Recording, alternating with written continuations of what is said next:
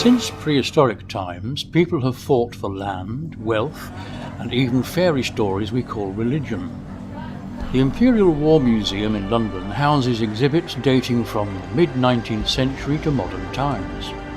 Here we see the inner workings of a mid-20th century German V2 with the smaller V1 hanging in front. The Chinese invented rockets in the 13th century, but now we have better flying death machines.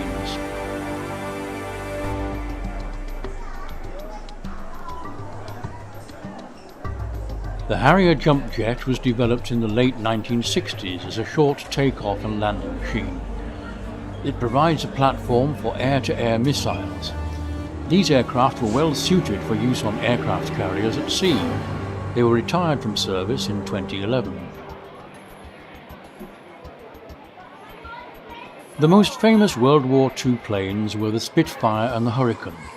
Pistons and petrol propelled these fighters at a top speed of 595 kilometers per hour. That's 370 mph in old money.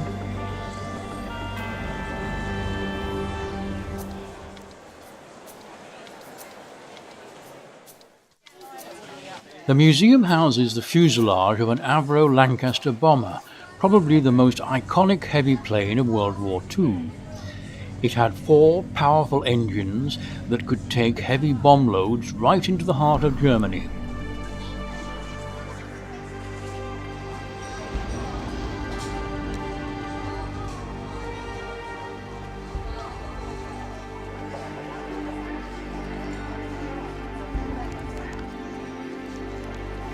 They were constructed from lightweight aluminium with gunners fore and aft as well as amidships. The crew space was rather cramped for such a large aircraft. This was to make maximum space for bombs.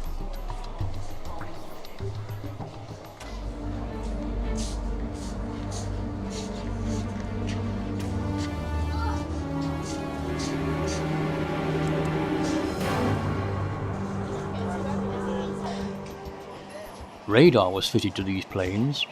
This was top secret at the time. Airmen's accuracy was attributed to a diet of carrots to improve the eyesight.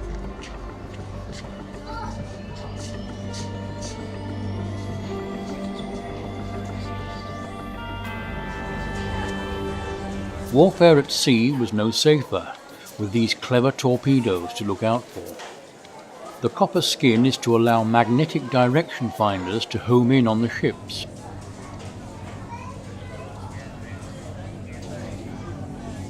It was only since the First World War that dissent from war aims was permitted.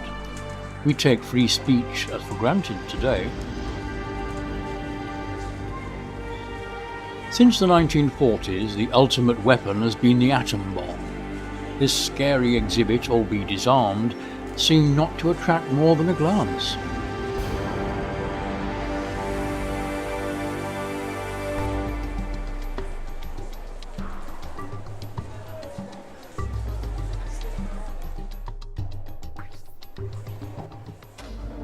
William Barnes Wolin, a war artist in 1881, used artistic license to create dramatic pictures. Here is a German defeat at Ypres in 1914. Our brave lads attack from the left whilst the Hun run away to the right. Wolin was never there, basing his pictures on reports.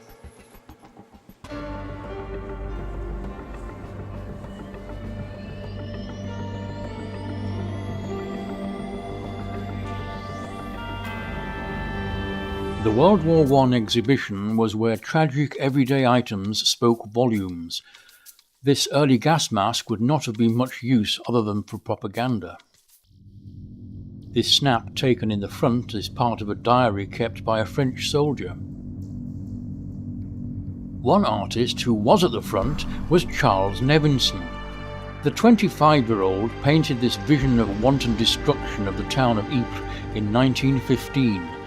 The Germans were unable to take the town, so reduced it to rubble with artillery and bombs.